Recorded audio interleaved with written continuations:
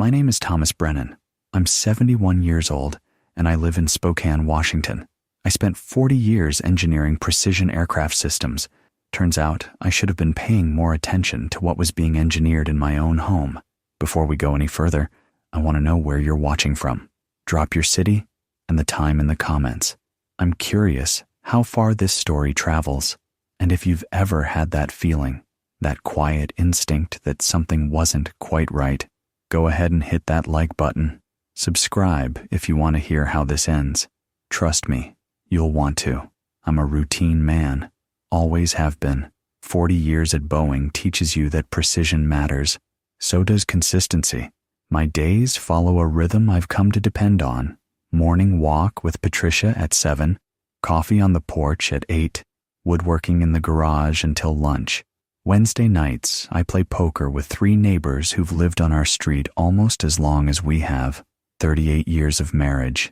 38 years of knowing someone's coffee order, their reading habits, the way they fold towels. Patricia and I built something solid. Not flashy, not dramatic, just reliable. We raised 2 kids who moved out to Seattle and Portland.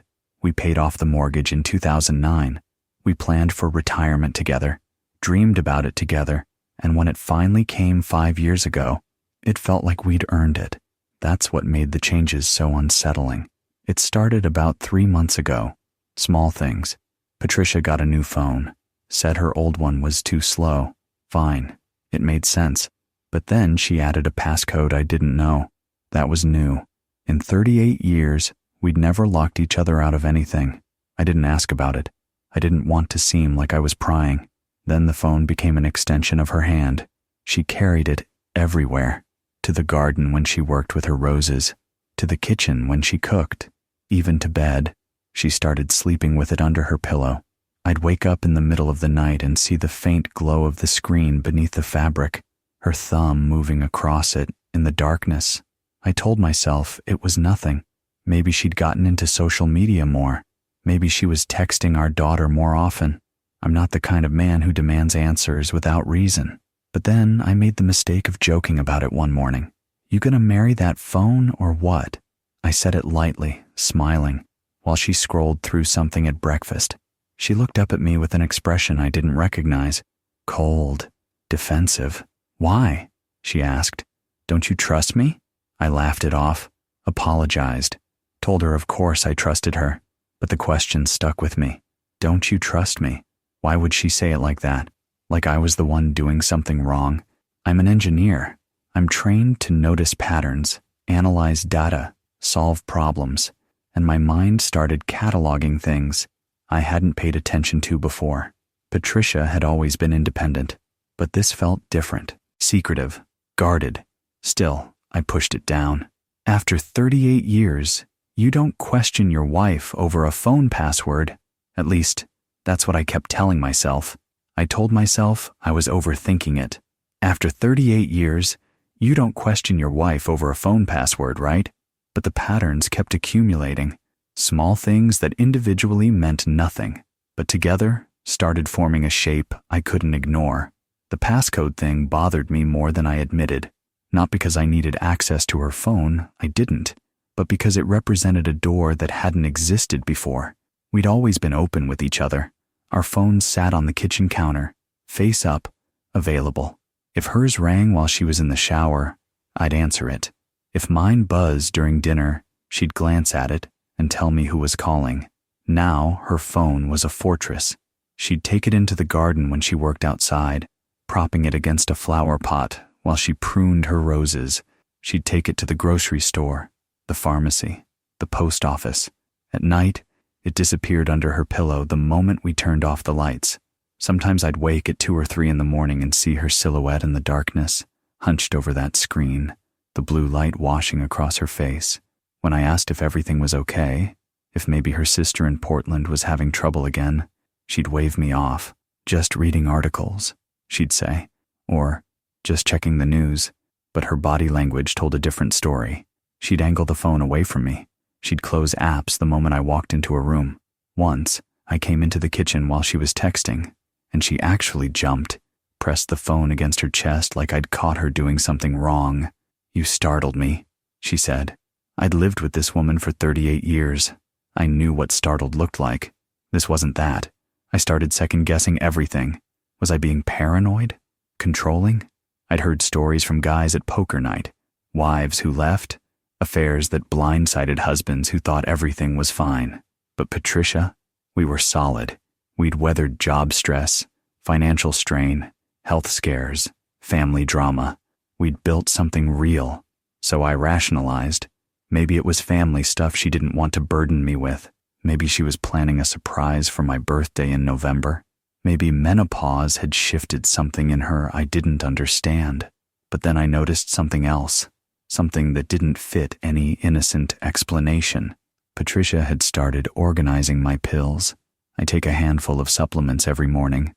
Vitamin D, fish oil, CoQ10, baby aspirin, standard stuff for a man my age. I'd always kept them in the medicine cabinet, taken them myself after breakfast. But about 2 months ago, Patricia insisted on setting up a weekly pill organizer for me, said it would be easier, more consistent. I didn't argue. It seemed thoughtful. She'd fill it every Sunday night, arranging each day's doses in the little compartments. She'd ask me every morning if I'd taken them. Did you take your vitamins, Tom? Always with that concerned smile, that gentle reminder. I thought she was being caring. Looking back now, I realize I should have asked why she suddenly cared so much about whether I swallowed a fish oil capsule, but I didn't. Not until Wednesday morning. I wasn't snooping. The phone just lit up, and those 8 words turned my entire marriage into a crime scene. It was a Wednesday, early October, one of those Pacific Northwest mornings where the light comes in soft and golden through the bedroom window. I woke up at 6:30, same as always. Patricia was already up. I could hear her moving around downstairs, the familiar sounds of the coffee maker gurgling, cabinet doors opening and closing. I got dressed, came downstairs, and found her at the sink. The coffee maker had overflowed, dark liquid spreading across the counter and dripping onto the floor. She was muttering under her breath, grabbing dish towels, trying to contain the mess. "Damn thing," she said. "I overfilled it. I'll get it," I told her. But she was already halfway to the laundry room with the soaked towels. "I'm going to shower," she called back. "Can you finish cleaning this up?" I heard her footsteps on the stairs, then the bathroom door closing overhead. The pipes groaned as she turned on the water. I cleaned up the coffee, wiped down the counter, mopped the floor, reset the machine, and started a fresh pot. Then I poured myself a bowl of cereal and sat down at the kitchen table with the newspaper. The Spokesman Review, local news, sports, opinion section. My morning ritual. I was halfway through an article about city council budget debates when I heard it. A buzz. Patricia's phone, sitting on the kitchen table. She'd left it behind in the rush to clean up the mess. I glanced at it, saw the screen light up with a notification preview, a text message. I didn't pick up the phone, didn't touch it, but the message was right there on the lock screen, clear as day. Does he suspect anything about the pills yet? My coffee cup stopped halfway to my mouth. I stared at those 8 words, read them again, then again. Does he suspect anything about the pills yet? Not, does Tom know about the surprise party? Not, did you tell him about the loan? Not anything that made sense in the context of a normal marriage. The pills, my pills. I set the coffee cup down slowly. My hands felt distant, like they belonged to someone else. Upstairs I could hear water running through the pipes. Patricia singing softly in the shower. Some old Eagles song she liked. The phone screen went dark. I sat there in the morning light, my cereal getting soggy in the bowl, and felt the floor drop out from under 38 years of trust. This wasn't an affair. This was something worse. I thought about the pill organizer. Patricia insisted on filling it every Sunday. Her careful attention to whether I'd taken them each morning. The way she'd watch me swallow them with my orange juice. That gentle smile on her face. My mind shifted into a mode I recognized from 4 decades of engineering work. Diagnostic mode. Isolate the problem. Gather the data. Formulate a solution. I stood up. I walked to the bathroom down the hall, the one we used for guests. Opened the medicine cabinet. My bottle of vitamin D was there. Patricia had refilled it last week from the bulk container in the pantry. I took it down, twisted off the cap, poured a few capsules into my palm. They looked different, not much, just slightly. The color was a shade darker than I remembered. The capsules had a different sheen to them, almost waxy. I held one up to the light coming through the small bathroom window. My heart was hammering now, but my hands were steady, engineer's hands, trained to stay calm in critical situations. I heard the shower shut off upstairs. I put the capsules back in the bottle, closed the medicine cabinet, and walked back to the kitchen. Patricia's phone was still sitting there on the table, dark and silent. I wanted to pick it up, to see who sent that message, to read the entire conversation, but the shower had stopped, and I knew I had maybe 90 seconds before she came downstairs. I sat back down at the table, picked up my coffee, turned the page of the newspaper like I'd been reading the whole time. My mind was racing, but my body stayed still. 40 years of sitting in conference rooms, presenting findings, staying composed under pressure. All of it came back now. Patricia appeared in the doorway 3 minutes later, hair wet, wearing her blue bathrobe. She glanced at the table, at her phone sitting exactly where she'd left it. "Coffee ready?" she asked. "Just finished brewing," I said. My voice sounded normal, steady. She poured herself a cup, added cream and sugar, and stirred it slowly. Then she picked up her phone, unlocked it with her thumb, and scrolled through something. Her face was calm, relaxed. "I'm going to run to the store later," she said, not looking up. "We're out of milk. Need anything?" "No," I said. "I'm good." She kissed the top of my head on her way past, her hand resting briefly on my shoulder, a gesture she'd made 10,000 times over 38 years. It felt like a stranger's hand. After she went upstairs to get dressed, I sat alone in the kitchen with my cold coffee and soggy cereal. The morning light streamed through the window, illuminating dust particles floating in the air. Everything looked exactly the same as it had yesterday, but I knew, with the absolute certainty that comes from decades of analytical thinking, that nothing would ever be the same again. Someone was asking if I suspected anything about pills, and I needed to find out who and why. 40 years of engineering taught me one thing: when the data doesn't match the specs, something's been tampered with. I stood in the guest bathroom, shower still running overhead, holding 2 bottles of vitamin D. One was from last month. I keep empty bottles in the recycling bin under the sink until I take them out on Thursdays. Habit from decades of organized living. I'd grabbed it on instinct. The engineer in me needed a control sample. I unscrewed both caps and poured capsules from each bottle into opposite palms, held them up to the light coming through the small window above the toilet. They weren't the same. The current capsules, the ones Patricia had refilled last week from our bulk container in the pantry, were darker. Not dramatically, but enough. The coating had a different sheen to it, almost waxy, while the old ones had a matte finish. I touched one with my fingertip. The texture felt slicker. I shook both bottles gently, listening. The sound was different too. Subtle, but there. The new capsules rattled with a slightly higher pitch, like the contents had different density. My hands started to shake. Someone had replaced what was inside these capsules, and Patricia was the only person with access. She did the grocery shopping. She managed our household supplies. She'd insisted on filling my weekly pill organizer herself, had asked every single morning for 2 months whether I'd taken them. "Did you take your vitamins, Tom?" Always with that concerned smile, that gentle, loving reminder. My mind shifted into failure analysis mode, the same mental process I'd used 1,000 times at Boeing when something didn't perform as designed. You start with the evidence, work backward to probable cause, identify the failure point. Evidence. Capsules have been altered. Probable cause. Deliberate substitution. Failure point. Trust.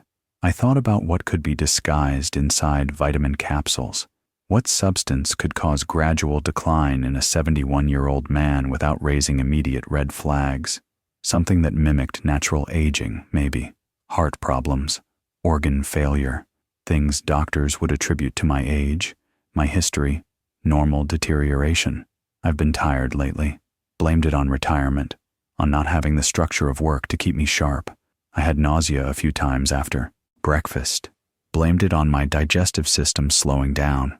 3 weeks ago, I had chest pains that sent me to urgent care. They ran tests, said my heart was fine, called it stress or indigestion. I'd believed them. My phone was in my pocket. I pulled it out, hands still shaking, and photographed both bottles side by side on the bathroom counter. Then individual close-ups of the capsules in each palm. The lighting wasn't perfect, but the difference was visible. I heard Patricia's footsteps overhead, moving from the bathroom into the bedroom. I had maybe 2 minutes. I pocketed my phone, screwed the caps back on both bottles, and slipped them into my jacket pockets, one in each side. Evidence, documentation, proof that I wasn't losing my mind, that my analytical brain was doing exactly what it had been trained to do for 4 decades. Identify the problem, gather the data, formulate a solution. The problem was clear now. My wife of 38 years was trying to kill me, and I needed to find out why. Every worried expression, every gentle reminder to take my vitamins, suddenly they weren't love, they were a countdown. I sat on the edge of the guest bathroom tub, both pill bottles heavy in my jacket pockets, and let my mind race backward through the past 4 months. The timeline assembled itself with brutal clarity. June. Patricia started organizing my supplements. "It'll help you stay consistent," she'd said. I'd thought it was sweet, thoughtful, the kind of thing a caring wife does when she wants her husband to stay healthy. July. The fatigue started. I'd wake up after 8 hours of sleep and feel like I'd barely rested. I blamed retirement, told myself I was adjusting to a new rhythm, that my body missed the structure of work. Patricia suggested I see a doctor. I waved her off. August. The nausea came. Nothing severe, just a queasy feeling after breakfast some mornings. I figured my stomach was sensitive. Maybe I was eating too fast. Patricia started making me toast with my coffee. "Easier on your system," she said. September. The chest pains.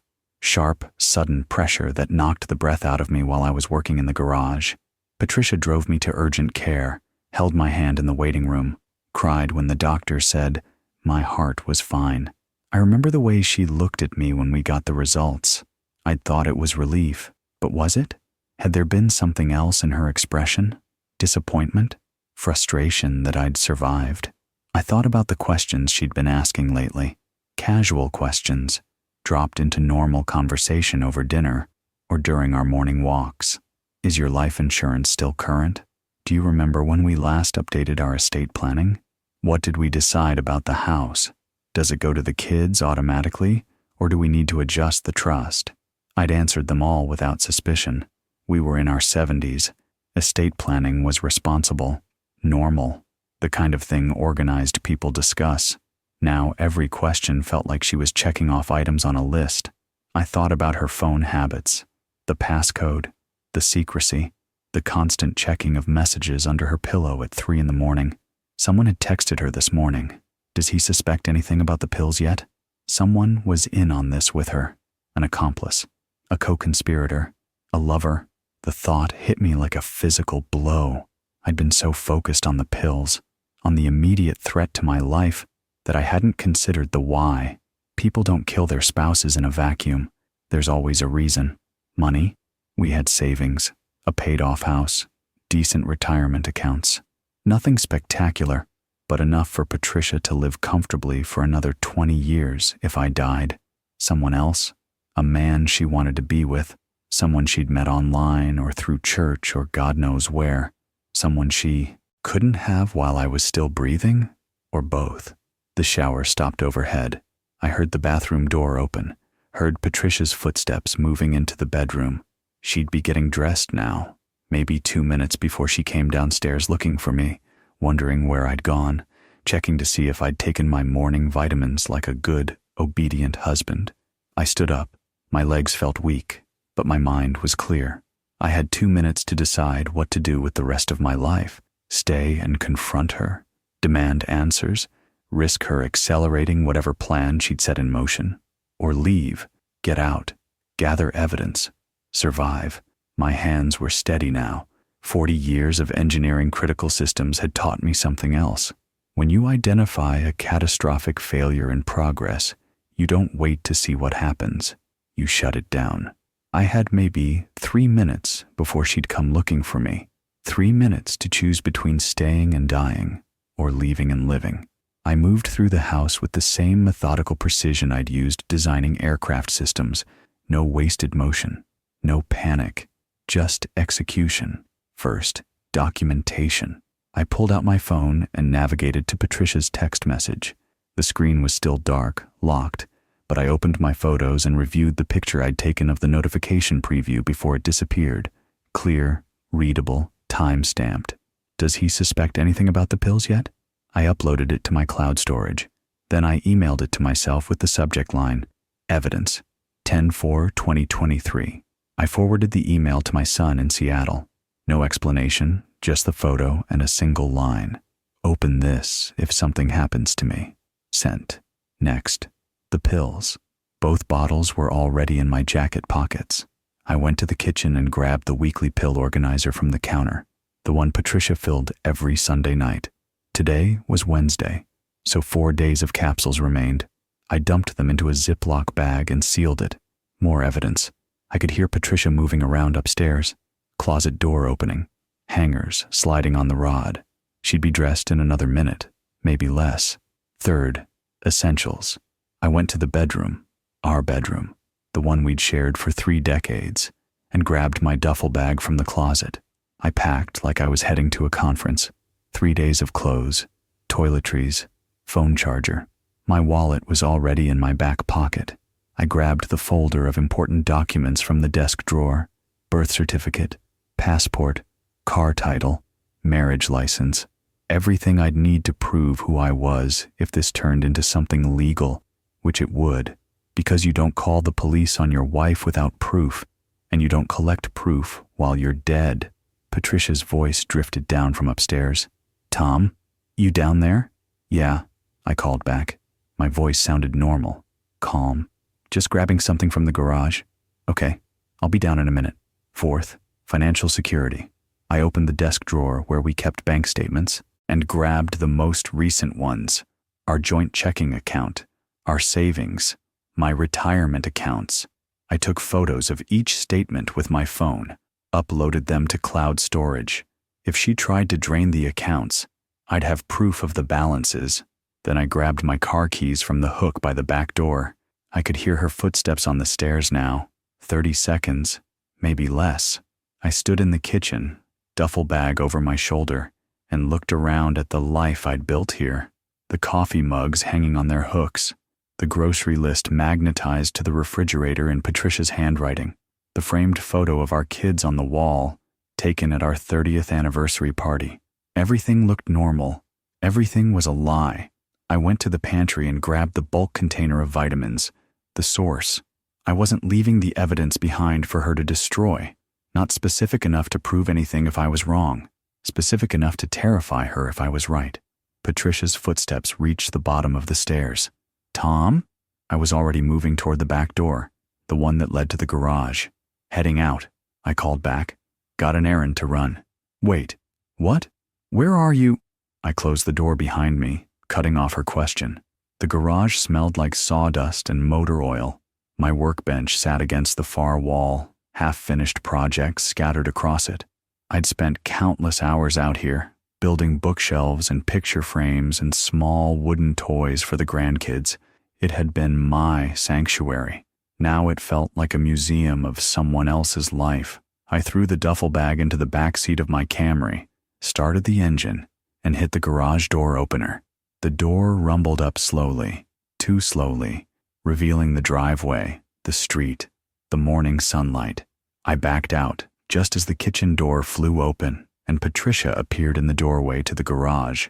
Her face was confused, concerned, or was it panicked? Tom, where are you going? I didn't answer. I just shifted into drive and pulled away from the house. In my rearview mirror, I saw her standing there in the driveway, phone already in her hand, probably calling whoever had sent that text, probably warning them that I was gone, that I knew. I drove 2 blocks before my hands started shaking again. Then I pulled over on a side street, put the car in park, and sat there gripping the steering wheel while my heart hammered against my ribs. I just walked out on my wife of 38 years, and I had no idea where I was going. But I knew one thing with absolute certainty. I wasn't going back until I had answers, or until I had proof. Every call that I didn't answer felt like her losing control, and me finally taking it back. I drove toward downtown Spokane with both hands locked on the steering wheel, knuckles white, eyes fixed on the road ahead. The morning traffic was light. Most people were already at work, living their normal Wednesday lives while mine collapsed around me. My phone started buzzing in the cup holder. Patricia. I glanced at the screen, watched her name appear, let it ring through to voicemail. 5 seconds of silence. Then it started again. Patricia. I declined the call. The phone buzzed a third time before I'd even set it back down. She'd found the pantry empty. She knew I'd taken the bulk container. She knew the evidence was gone. She was probably standing in the kitchen right now, staring at that empty shelf, feeling whatever she felt. Panic? Rage? Fear that her plan had unraveled? Part of me wanted to answer. The part that had loved her since 1983, when she was a 24-year-old dental hygienist with a laugh that lit up the entire restaurant where we met. The part that had built a life with her, raised kids with her, survived job losses and family deaths and all the normal chaos of nearly 4 decades together. That part wanted to believe there was an explanation. But the 2 pill bottles in my passenger seat were real. The text message was real. My fatigue, my nausea, my chest pains, all real. And the road in front of me felt like the only unreal thing in my entire world. I thought about my son, David, up in Seattle with his wife and 2 kids, my daughter Rachel in Portland with her partner, and their newborn. My grandkids called me Grandpa Tom and climbed on my lap to hear stories about building airplanes. I'd almost not gotten to meet that newborn, 3 weeks old, born in early September, right when my chest pains started. I'd driven down to Portland with Patricia, held that tiny girl in my arms, felt her grip my finger with her whole hand. Patricia had taken a photo of me in the hospital chair, granddaughter sleeping on my chest. She'd posted it on Facebook with the caption, "The loves of his life." Had she meant it? Or was she already counting down the days until I wouldn't be in any more photos? My phone vibrated continuously now. Call after call after call. I'd stopped looking at the screen. The persistence told me everything I needed to know. If Patricia had an innocent explanation, if somehow I'd misunderstood, if the text was about something else, if the pills were fine, she would have left 1 message, maybe 2. She would have sounded confused, hurt, worried about me. This wasn't that. This was someone in full crisis mode, someone whose carefully constructed plan had just been exposed, someone who needed to control the narrative before I could tell mine. I passed the coffee shop where we'd had our first date, drove by the church where we got married in 1985, the hospital where both our kids were born, 38 years of landmarks, all of them suddenly belonging to a story I didn't recognize anymore. I took the exit for downtown. The police station was on West Malin Avenue, a squat brick building I'd driven past 1,000 times without ever thinking I'd need to go inside. My phone buzzed again in the cup holder. I didn't look at it. I just kept driving, hands steady on the wheel, mind clear and focused on the only thing that mattered now, staying alive long enough to find out the truth. The third voicemail wasn't from my wife. It was from someone who'd been hiding behind her face for 38 years. I was stopped at a railroad crossing, freight train crawling through at 15 miles per hour, 50 cars at least, when the voicemail notification appeared on my phone screen. 3 new messages. I shouldn't have listened. Should have just kept driving, gotten to the police station, handed everything over to professionals. But I needed to know what she was saying, what angle she was working. I tapped the first message. Patricia's voice came through the speaker, high and frantic. "Tom, what's going on? Where did you go? I found your note. I don't understand what you're talking about. Please call me back. I'm worried about you. Please." She sounded terrified, confused. exactly like a wife whose husband had just walked out without explanation would sound. I deleted it and played the second message. Different tone now, sharper, frustrated. Tom, this is ridiculous. Whatever you think you know, you're wrong. You're overreacting to something. I don't even know what, but you can't just leave like this. We need to talk. Call me back right now. Anger creeping in, control slipping. I deleted that one too and played the third message. Silence for a few seconds. Then her voice came through and it was like listening to a completely different person. Cold, measured, deliberate. Tom, you're making a serious mistake. Think about our son. Think about our daughter. Think about what people will say about you when they find out you abandoned your wife over some paranoid delusion. You're not thinking clearly. You're 71 years old, and maybe you forgot to take your medication this morning. That's what this is, isn't it? You're confused. Come home. Let me help you. The train cars kept rolling past my windshield. Oil tankers, lumber flat cars, grain hoppers, one after another, after another. I sat there gripping my phone, her words echoing in my head. You forgot to take your medication. You're confused. She was already building her defense, already constructing the narrative she'd feed to our kids, to our neighbors, to anyone who asked. Tom's losing it. He's having some kind of mental episode. He forgot his pills and got paranoid. Poor thing. He needs help. And who would people believe? The calm, collected wife, or the elderly husband who fled his home in a panic, ranting about poison? The crossing gates lifted. The train cleared. The warning lights stopped flashing. I accelerated through the intersection, deleted the third message, and blocked Patricia's number. She'd just confirmed everything, not through what she said, though that was damning enough, but through how she said it. 3 messages, 3 strategies. Panic first, to see if I'd respond to emotion.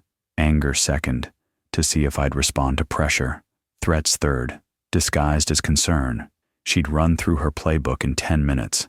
And the last message, the cold one, the calculated one, that was the real Patricia. The one who'd been planning this for months. The one who'd been filling my pill organizer every Sunday night with something that wasn't vitamins. The one who was now trying to make me sound insane before I could make her sound guilty. I needed official help, and I needed it now. I never imagined reporting my wife for murder would be easier than confronting her about a phone password, but here I was. The Spokane Police Department headquarters sat on West Malin Avenue, a utilitarian brick building with a parking lot that had seen better days. I pulled into a visitor spot, turned off the engine, and sat there for a moment looking at my phone. 22 missed calls, all from Patricia's number, blocked now, but the notification counter kept climbing. I grabbed my duffel bag from the back seat, the Ziploc bag of pills from the passenger seat, and my phone with the text message screenshot still saved in my photos. Then I walked through the glass doors into the lobby. The intake desk was manned by a young officer. Couldn't have been more than 30. Clean-cut, nameplate reading Officer Simmons. He looked up from his computer with the practiced expression of someone who'd seen every kind of human crisis walk through those doors. Can I help you? I set my evidence on the counter and spoke words I'd never imagined saying out loud. I need to report an attempted murder. My wife has been poisoning my daily supplements. His expression shifted from routine to alert in half a second. Sir, I need you to have a seat right over there. He pointed to a row of plastic chairs against the wall. I'm going to get a detective down here immediately. I sat, waited, watched people move through the lobby. Other officers, civilians, a woman with a black eye filing a report, a teenager being escorted somewhere by his parents. Normal police station chaos. My phone buzzed again. Patricia, trying from a different number now. I declined the call. 5 minutes later, a man in his late 40s appeared in the lobby, dressed in slacks and a button-down shirt with a detective's badge clipped to his belt. He was Asian, maybe 6 feet tall, with graying hair and the kind of weathered face that suggested he'd heard every story twice. Mr. Brennan? I'm Detective Raymond Park, Major Crimes. Why don't you come back with me? I followed him through a security door, down a hallway lined with office doors and bulletin boards, into a small interview room with a table, 3 chairs, and a camera mounted in the corner. "This is just for documentation purposes," Park said, gesturing to the camera. "Everything we discuss is on the record. You comfortable with that?" "Yes." He sat across from me, pulled out a notepad, and clicked a pen. "Tell me what's going on." I laid it out, chronologically, calmly, the way I'd presented design reviews at Boeing for 40 years. Just facts, evidence, conclusions. Patricia's phone behavior over the past 3 months, her insistence on managing my supplements, my symptoms, the text message this morning, the comparison of the pill bottles, the voicemails, everything. Park listened without interrupting, taking notes in efficient shorthand. When I finished, he reached across the table and picked up the Ziploc bag of pills. "You said she filled this organizer every Sunday night?" "For the past 2 months. Before that, I managed my own supplements."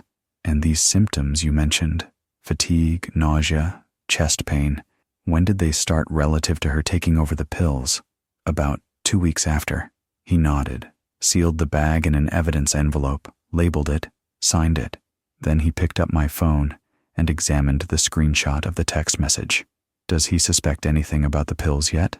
Park read aloud. He looked up at me. "Mr. Brennan, do you recognize the number that sent this?"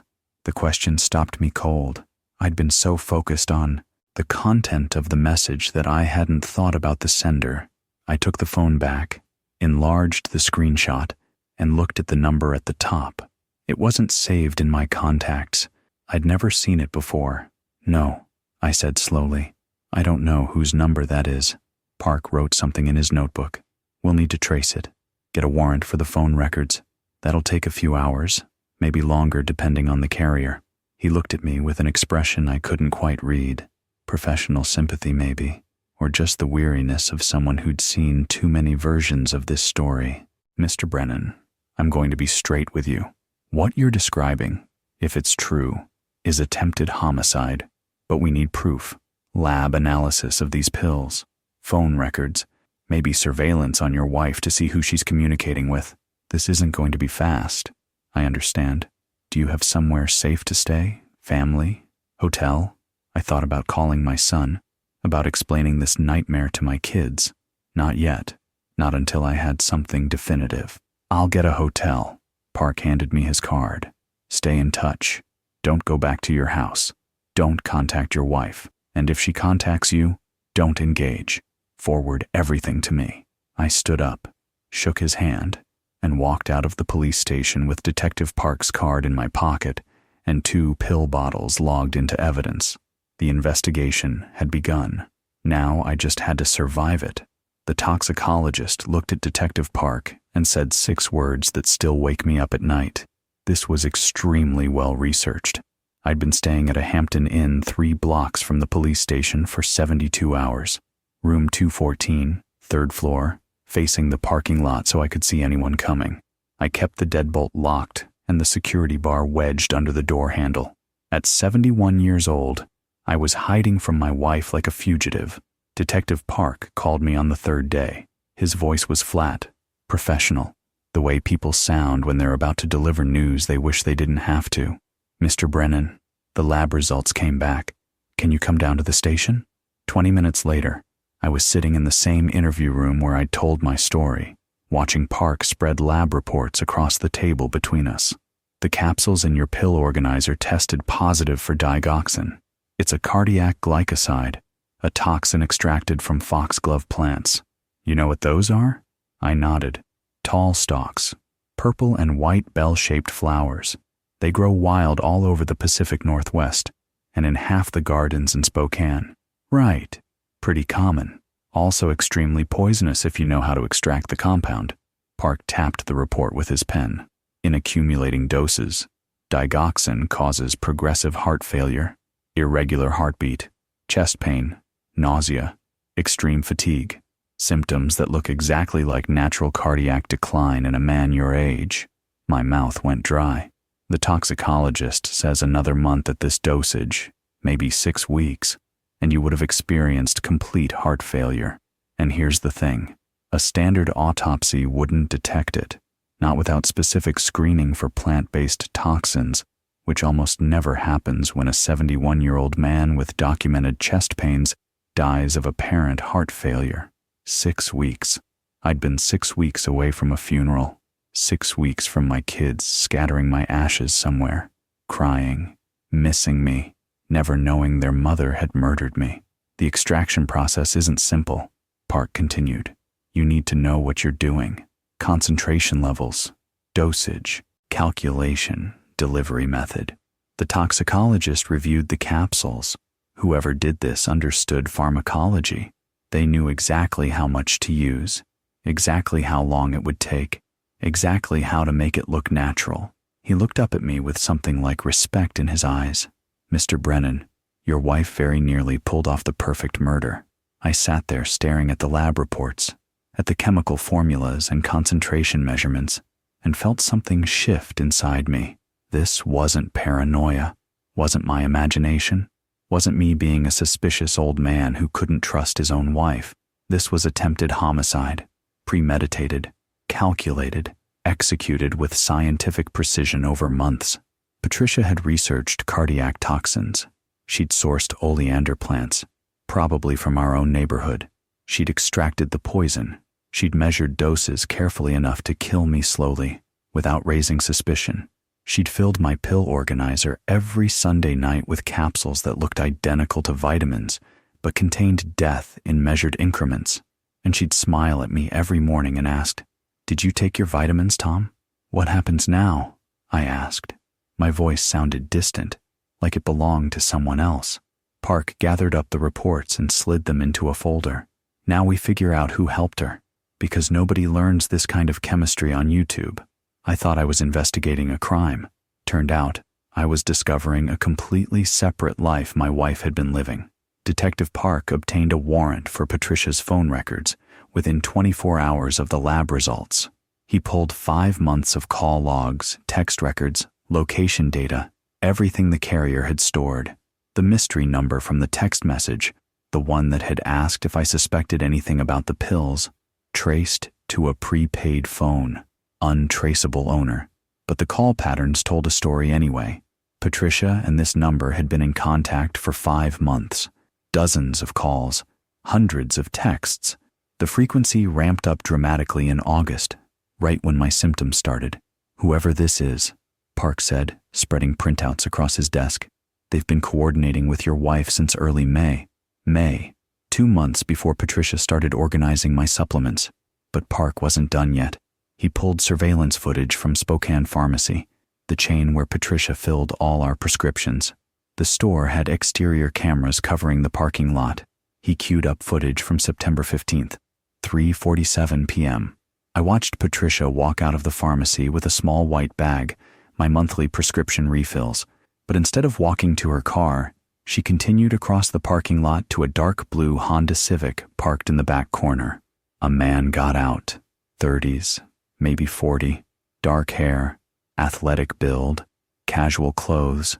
He and Patricia stood by his car for maybe 30 seconds, talking. Then he handed her something, a small zippered pouch, the kind you'd use for cosmetics or medication. Patricia took it, slipped it into her purse, and walked back to her car. The whole exchange took less than a minute.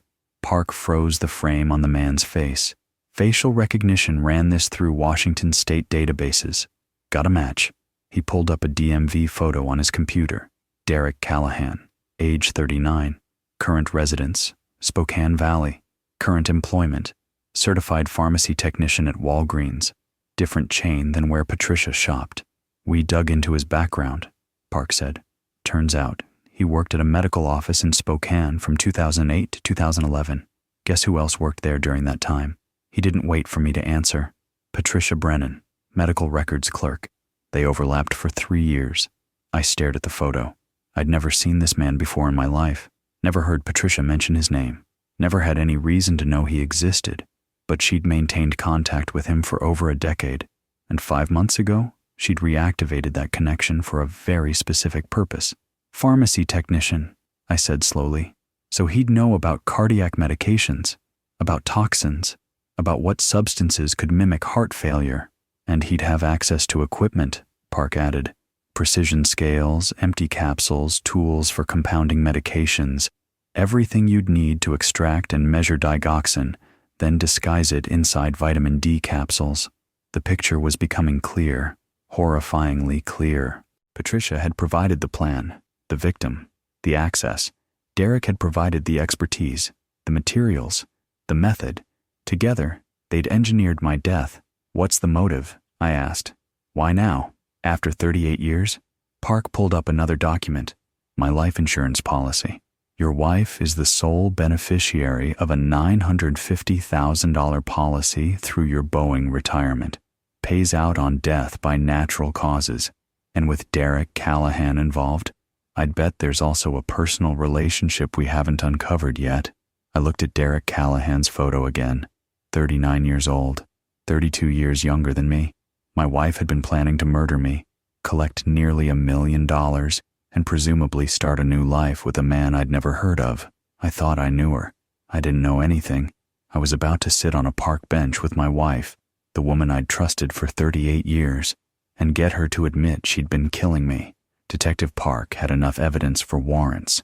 The poisoned pills, the phone records, the surveillance footage, Derek Callahan's background.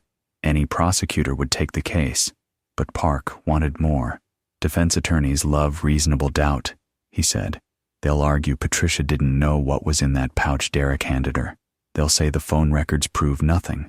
They'll claim you had marital problems we don't know about, that you're framing her out of spite. So what do we need? A confession, on tape, undeniable. He proposed a plan. I'd call Patricia, tell her I wanted to meet, talk things through. I'd wear a wire. We'd meet somewhere public, plenty of undercover officers nearby in case things went sideways.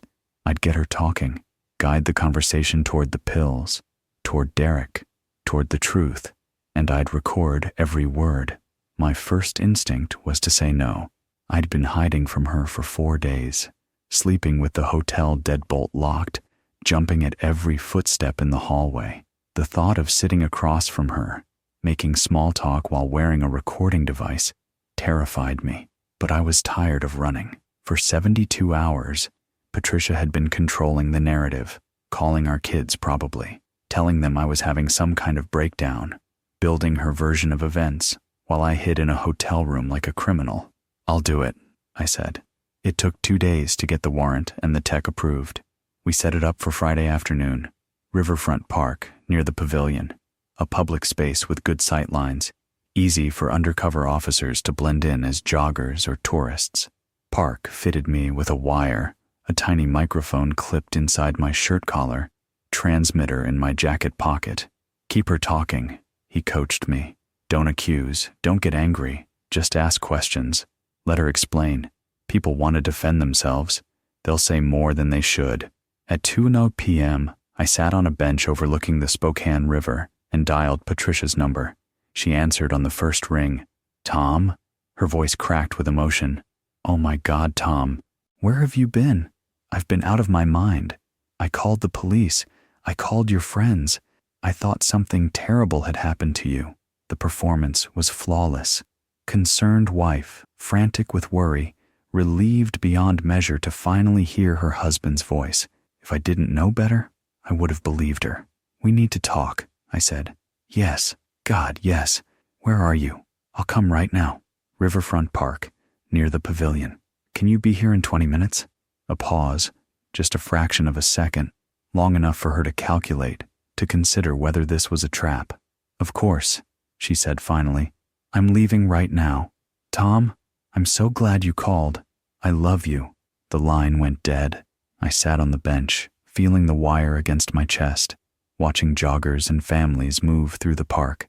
Somewhere in the crowd were 4 undercover officers. I couldn't spot them. That was the point. Detective Park's voice came through the tiny earpiece he'd given me. She's on her way. We've got eyes on the parking lot. Stay calm. You're doing great. 16 minutes later, Patricia's silver Lexus pulled into the lot. I watched her get out, lock the doors, walk toward the park. She was wearing the blue cardigan I'd bought her for her birthday 2 years ago.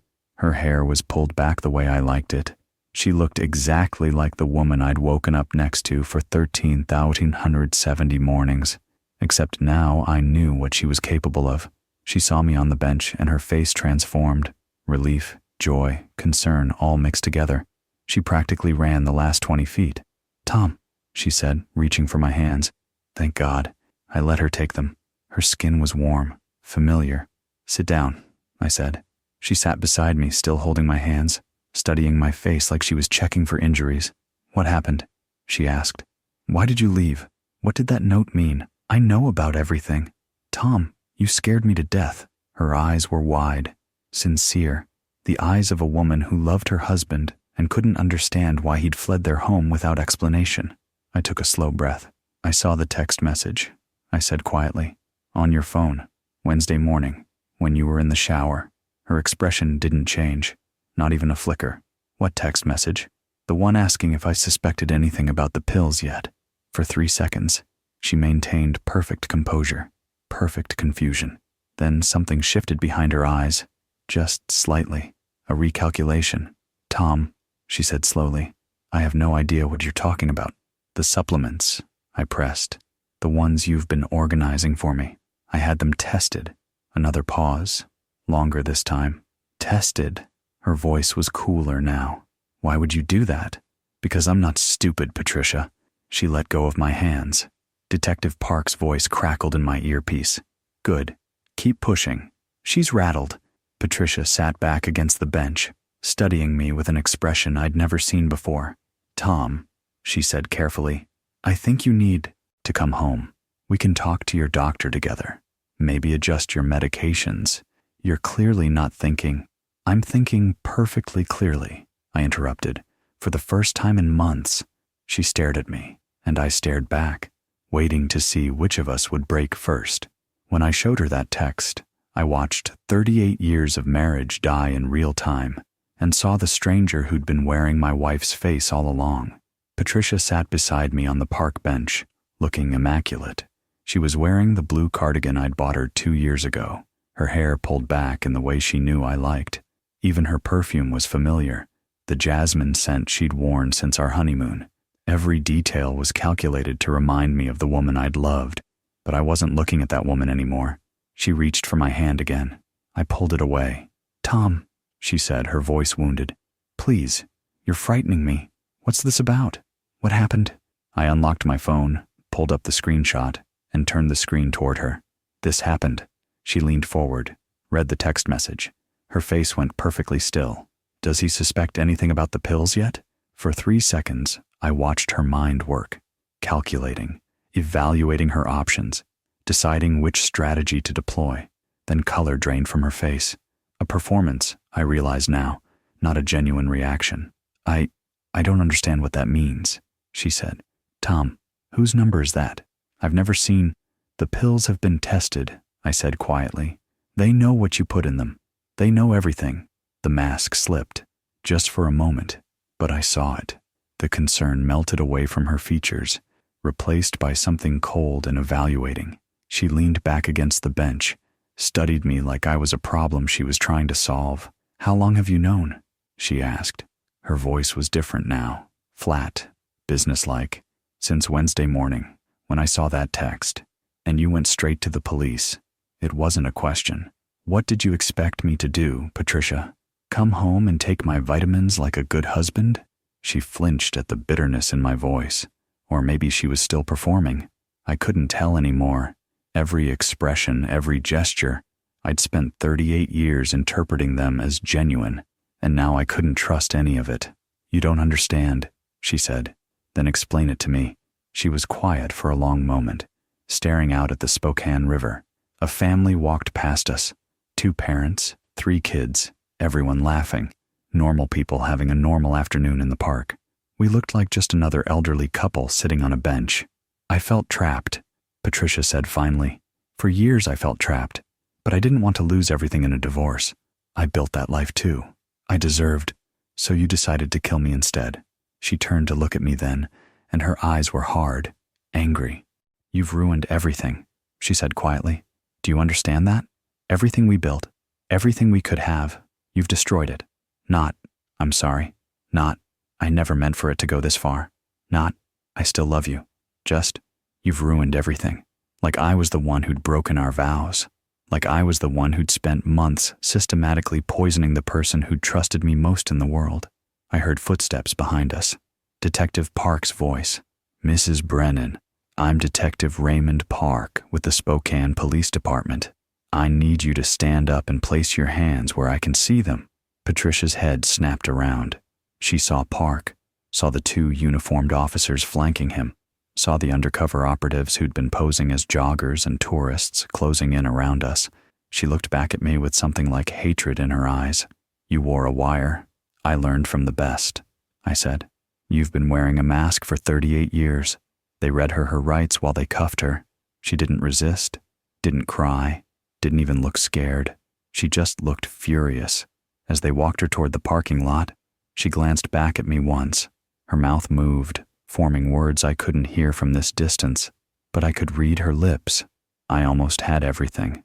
I watched them put her in the back of a patrol car and drive away, and I sat alone on that park bench, overlooking the river, feeling the wire still clipped to my collar and the weight of 38 years lifting off my shoulders. She was right about one thing. Everything we'd built was gone, but I was still breathing. Derek gave up everything in 90 minutes. The affair, the poison, the wedding plans. My wife never gave me 38 years of honesty, but her boyfriend gave detectives 90 minutes of it. Patricia invoked her right to an attorney the moment they brought her into the interrogation room. She sat there with her hands folded on the table, face composed, and said 5 words. I want to speak to a lawyer. Then she went silent. Detective Park let her sit in a holding cell while they picked up Derek Callahan at his apartment in Spokane Valley. He answered the door in sweatpants and a t-shirt, eyes widening when he saw the badges. Derek Callahan? Park said. We need to talk about Patricia Brennan. Derek's face went white. They brought him to the station, put him in a different interrogation room, and laid out the evidence. The surveillance footage from the pharmacy parking lot, the phone records, the lab analysis of the digoxin capsules, the forensic timeline. He lasted 90 minutes before he broke. I watched through the observation window, one-way glass, Park had invited me to sit in, as Derek folded in on himself and started talking. The affair had started 14 months ago at a pharmaceutical conference in Seattle. They'd worked together over a decade earlier, lost touch after Patricia left that medical office, then reconnected when they both attended a continuing education seminar. We clicked, Derek said, his voice shaking, like no time had passed. They'd started meeting in hotels, once a week at first, then twice, then whenever they could coordinate schedules. Patricia told me she was visiting her sister in Portland or attending book club meetings with friends I'd never met. She was with him. She talked about you, Derek said, not looking at Park, about feeling trapped, about how she'd stayed in the marriage for financial security, but she couldn't do it anymore. She wanted out. So why not divorce? Park asked. She'd lose too much. The house, the retirement accounts, everything she'd helped build. She said you'd fight it, that it would drag on for years and cost a fortune in attorney fees. Derek wiped his eyes with the heels of his hands. She said there might be another way, a cleaner way. You were 71. You had heart issues already. If something happened naturally, when did you agree to help her? Park's voice was neutral, factual. June, early June. She researched the foxglove extraction process, but she needed someone who knew pharmaceutical compounding, someone with access to equipment and empty capsules. Derek had used the lab at his pharmacy after hours, extracted digoxin from plants Patricia had harvested from a neighbor's landscaping, measured precise doses, filled capsules that looked identical to commercial vitamin D. He'd handed her the first batch in that pharmacy parking lot. They'd exchanged texts about dosage, about timing, about whether I was showing symptoms. Derek monitored my progression the way a doctor monitors a patient's response to treatment, except the goal was death, not healing. We were going to wait a year after he died, Derek said, a respectful mourning period. Then we were going to get married, start over together. We had plans. Patricia would get the life insurance payout. We'd sell her house, buy something smaller, travel. He trailed off, staring at his hands. She said she loved me. Park slid a form across the table. Write it down. Everything. Timeline, dosage schedule, communications, all of it. Derek picked up the pen. Patricia was charged with attempted murder, conspiracy to commit murder, and insurance fraud. Derek was charged as an accomplice. The prosecutor was asking for 18 to 25 years. I stood at the observation window long after they'd taken Derek away, staring at the empty interrogation room. They'd planned to split $950,000 and build a life on my grave. They'd planned a wedding after a respectful mourning period. They'd picked out a house, all while Patricia kissed me goodnight and asked if I'd remembered to take my vitamins. I survived my wife's murder plot with 3 things: an engineer's attention to detail, 1 moment of carelessness on her part, and the willingness to trust my gut over my heart. It's been 4 months since that afternoon in Riverfront Park. Patricia and Derek are awaiting trial. Both denied bail, flight risk and danger to witnesses, the judge said. The prosecution is confident. They have the forensic evidence, Derek's confession, the phone records, the surveillance footage, my testimony, everything they need for conviction. Their attorneys are trying to negotiate plea deals. The district attorney isn't interested. I'm in counseling now, twice a week with a therapist who specializes in complex trauma. That's what they call it when the person who tried to kill you is the same person who promised to love you. Until death do you part. Complex trauma. The sessions help. Some days, more than others. I sold the house in Spokane. Couldn't live there anymore. Every room held memories that had been recontextualized into lies. The kitchen where she filled my pill organizer. The bedroom where she texted Derek under her pillow. The garage where I worked on woodworking projects while she researched plant-based cardiac toxins. I moved to Portland, near my son David and his family. Got a small condo in a secure building with a doorman and cameras. I'm careful now in ways I never had to be before. My health is improving. Real supplements prescribed and monitored by physicians I personally vetted. Turns out when you stop being slowly poisoned, your energy comes back. The chest pain stopped. The nausea disappeared. I'm sleeping better too, though I still wake up sometimes at 3 in the morning and check all the locks. My grandkids don't know the full story. They just know that Grandma and Grandpa aren't together anymore, that Grandma made some bad choices. They're young enough that they'll adjust. I get to be part of their lives now, something Patricia almost took from me. I think about this a lot, how the person sharing your bed can be a complete stranger, how you can spend 38 years with someone and not know them at all, how trust is a beautiful thing, but verification isn't betrayal, it's self-preservation. I think about that text message lighting up on the kitchen table, 8 words that saved my life. Does he suspect anything about the pills yet? If Patricia hadn't been careless that one morning, if the coffee maker hadn't overflowed, if she hadn't rushed to the shower, if her phone had been in her pocket instead of on the table, I'd be dead now. They would have gotten away with it. My engineer's mind saved me too. The instinct to compare the old bottle with the new one, the methodical documentation, the decision to trust data over emotion. But most of all, I trusted myself. I trusted that instinct that something was wrong, even when every fiber of my being wanted to believe I was paranoid. If you're watching this and something feels wrong in your life, investigate, document, protect yourself. Don't dismiss your gut because you don't want to seem suspicious or controlling or paranoid. You matter. Your life matters. And if someone's threatening it, even someone you love, you have the right to defend yourself. I'm 71 years old. I have grandchildren I want to watch grow up. I have years left. Good years. On my own terms. Surrounded by people who genuinely love me and want me alive. Patricia tried to take that from me, but I'm still here, and I plan to stay that way. Before you go, do me one favor. Hit that like button if this story meant something to you. Subscribe if you want to hear more, and drop a comment. Tell me where you're watching from, what time it is where you are. I want to know this story reached you, because stories like this, they need to be told. They need to be heard. Sometimes they save lives. Mine almost didn't get saved, but it did, and I'm grateful for every single day since.